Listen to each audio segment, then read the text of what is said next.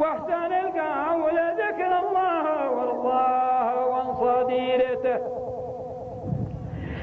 يا الله ثبت كلامي يا إلهي لا نصوات غيره، لرصيت الرجال كل ميدان في نصوات غيره، نعرف العلم في قول النشامة وفي نصواتهم.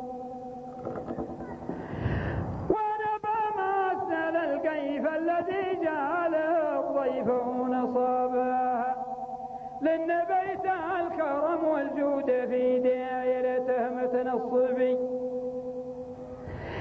وعلي منزله معروفه واللي يحضر قدر مقامه. الله الله يا قدر العواني،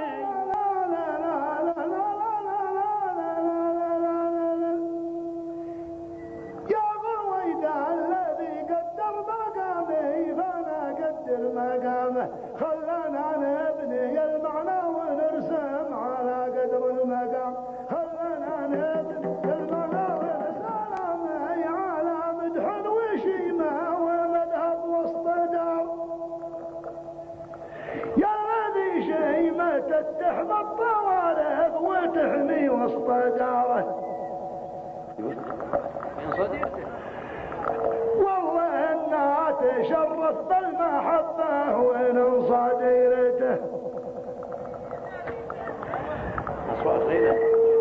ونحن نبدي ونتجمل نار الطلب اصوات غيره، والله ما نلتقي بالملتقى قوم غيره. يا سلامي على سيف بريع الشبا يوثق نصابه،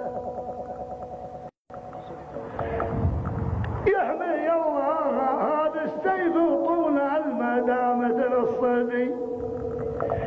يا ضويدا الذي قدر مقامي فبقدر مقامه،